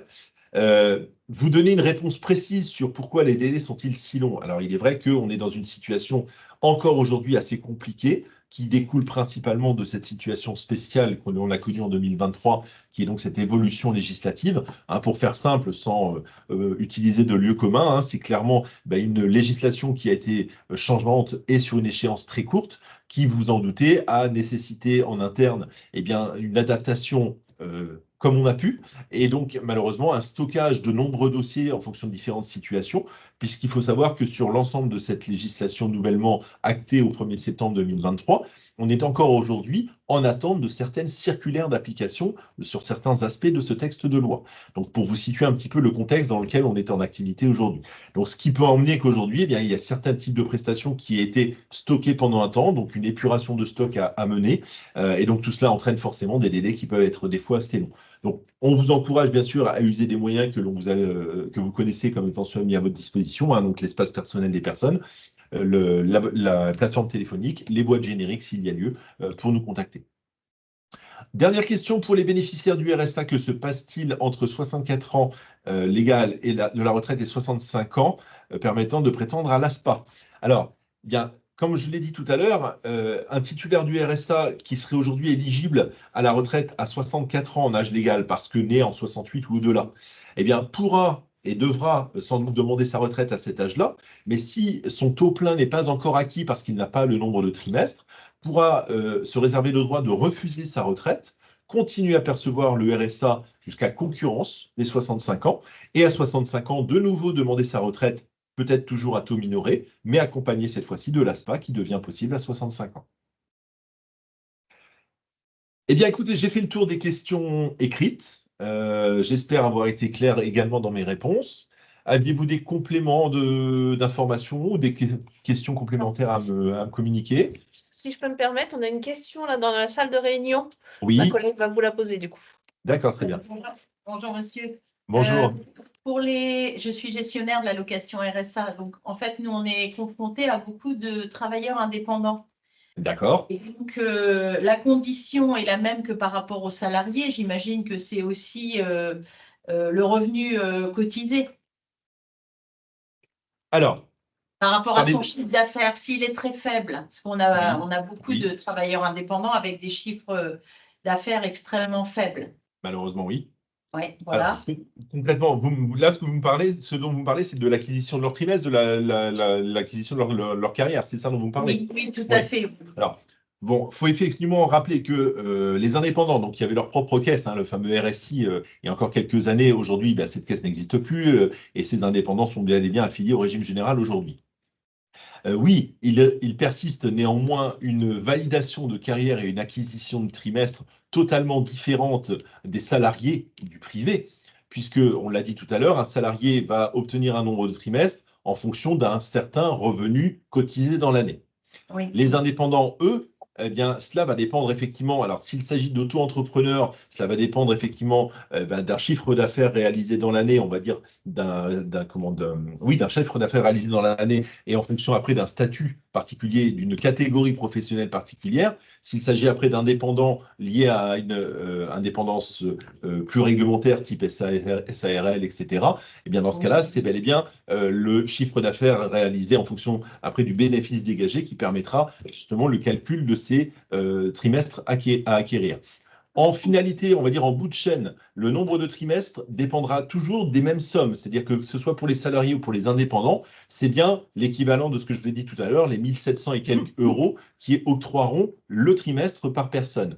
Néanmoins, ce qui arrive souvent et qui entraîne des confusions dans l'esprit de beaucoup d'indépendants, c'est qu'ils prennent en considération leur chiffre d'affaires global, hors charge, hors bénéfice dégagé, et considèrent que c'est sur la base de cette somme totale que devrait leur être calculé le nombre de trimestres qui leur est dû. Mais ce n'est pas le cas du tout, ce n'est pas ainsi que fonctionne la législation indépendante. Et c'est pour cela que malheureusement, vous prenez le cas typique d'un auto-entrepreneur qui a pu réaliser une vente somme toute assez conséquente sur son année, en fonction de la catégorie professionnelle de son auto-entreprise, eh bien, ce n'est qu'un certain pourcentage de cette somme qui va être retenu pour le calcul de ses charges, et ensuite, un pourcentage de ces charges octroiera l'étude du nombre de trimestres à lui valider. Et donc, c'est pour ça qu'on arrive malheureusement sur des situations où, effectivement, bien qu'ayant travaillé toute l'année, eh bien, certains indépendants se retrouvent avec un nombre de trimestres malheureusement très faible. Et c'est le cas, par exemple, pas la catégorie des auto-entrepreneurs, mais prenons la catégorie des indépendants classiques, type SARL, ou dans ce cas-là, vous allez travailler à partir du bénéfice. Tout à fait. C'est ça. Ça veut dire qu'un chef d'entreprise qui aurait un chiffre d'affaires, on en a souvent, hein, avec des chiffres d'affaires qui peuvent être quelquefois assez conséquents, mais où on a très, très, très peu de bénéfices parce qu'il y a beaucoup de charges. Oui. Dans ce cas-là, si ça dure sur des années, il va se retrouver pénalisé pour ses droits à la retraite. Vous avez tout compris. Et je dirais, c'est le drame de la situation d'indépendance aujourd'hui chez nous en France, qui entraîne qu'effectivement, on a eu des phases, on va dire des périodes politiques, on va les appeler comme ça en France, où l'indépendance a été fortement encouragée pour permettre la reprise de travail, la reprise d'emploi d'une personne. Néanmoins, avec les conséquences des fois trop occultées de l'acquisition justement des trimestres et les droits à retraite acquis en fonction, comme on l'a expliqué maintenant, d'un bénéfice dégagé, etc. Et donc, la problématique, c'est lorsqu'un indépendant aujourd'hui ne s'intéresse que trop tardivement à son relevé de carrière, à sa situation, et découvre très tardivement ces périodes qui peuvent des fois s'être étalées sur une longue période où il n'y a eu pas ou peu d'acquisition de trimestres. Et donc, dans ce cas-là, on est sur des drames sociaux, il est vrai, parce que malheureusement, ce sont des personnes qui, des fois, se retrouvent dans des situations tragiques en termes de nombre de trimestres acquis. Et est-ce que, je rebondis par rapport à ça, est-ce que vous pensez que justement, c'est le fait, il y a eu un nouveau statut il y a quelques années qui s'appelle les sociétés par action simplifiée. Oui. Est-ce que ces sociétés, du coup, permettent un meilleur droit à la retraite ou c'est toujours le même problème? Parce que s'ils ne se rémunèrent pas, ne se rémunèrent pas, donc il n'y a pas de revenus. Il y a du chiffre d'affaires, mais en admettant, il n'y a pas de rémunération comme un salarié. S'il n'y a pas de rémunération, il n'y aura pas de droit acquis pour cette personne, malheureusement, clairement. Même s'il a un petit bénéfice. Mais là, après, effectivement, à voir en fonction de cette situation particulière. Je vais être totalement transparent avec vous. J'ai plus de 25 ans d'expérience de CARSAT, mais je suis issu du salariat. Donc, il est vrai que ma connaissance de l'indépendance est ce qu'elle est aujourd'hui, mais malheureusement, elle est encore assez limitée, je dois vous l'avouer. Donc, des particularités de situation comme celle que vous venez d'évoquer en dernier lieu, là, je ne la maîtrise pas suffisamment pour vous répondre de manière exhaustive. Donc, je vous inviterai plutôt peut-être à rentrer en contact avec nous. Mais effectivement, il y a... De manière générale, c'est vrai que le statut d'indépendant, quel que soit le statut en lui-même, parce qu'il en existe plusieurs, est somme toute beaucoup moins simple en termes d'acquisition de droits au niveau retraite que celui du salariat. Donc effectivement, la directive que moi je peux vous donner aujourd'hui pour ces publics-là à accompagner, c'est la prudence, l'anticipation toujours, de ne pas faire aveuglément confiance à cette situation d'indépendance, malgré un paiement des charges assuré, parce que c'est souvent ce qui pêche auprès de certaines personnes, c'est ayant payé leurs charges obligatoires, elles se pensent couvertes en termes d'acquisition de trimestre, mais ce qui n'est pas forcément le cas. D'accord ? À mon avis, je pense que, après, l'avenir le dira, mais il y aura peut-être une évolution, mais il faudrait que les cabinets comptables incitent vraiment leurs travailleurs indépendants à devenir salariés de leur entreprise. Ça veut dire s'assurer un minimum de salaire. Il n'y a rien à faire, je pense. Si...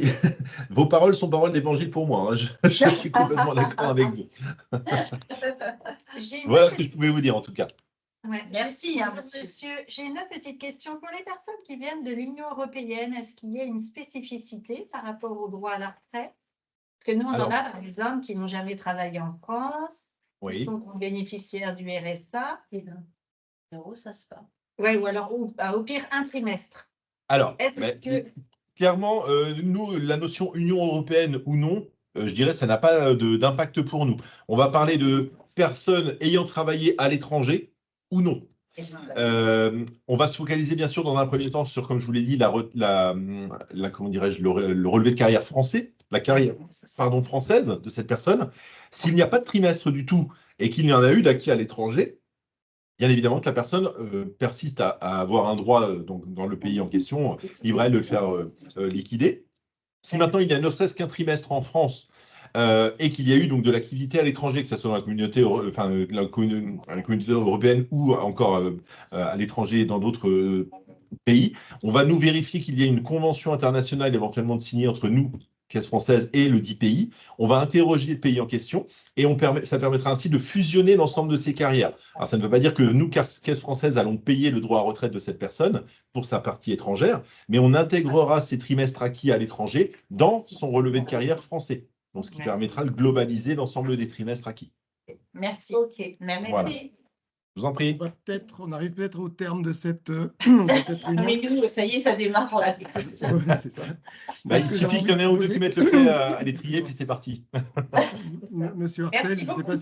si ça serait quelque chose de possible, mais peut-être qu'on puisse nous collecter de notre côté des questions qui pourraient arriver et peut-être vous les orienter pour qu'il puisse y avoir une réponse qu'on pourrait renvoyer vers l'ensemble des participants. Alors, écoutez, si ça reste dans une raisonnabilité de nombre de questions, bien évidemment, ça revient à ce qu'on disait tout à l'heure, à l'issue de la deuxième visio cet après-midi, persistera peut-être que quelques questions, ne serait-ce que les personnes qui n'auront pas pu assister. Hein. Donc, vous pourrez me les faire remonter, il n'y a pas de souci, et puis on y répondra, il n'y a aucun problème. Ok, parfait. Isabelle. Merci beaucoup à tous pour votre participation. Merci à vous également. En tout cas, c'était très riche en informations. Franchement, ça va être très pratique.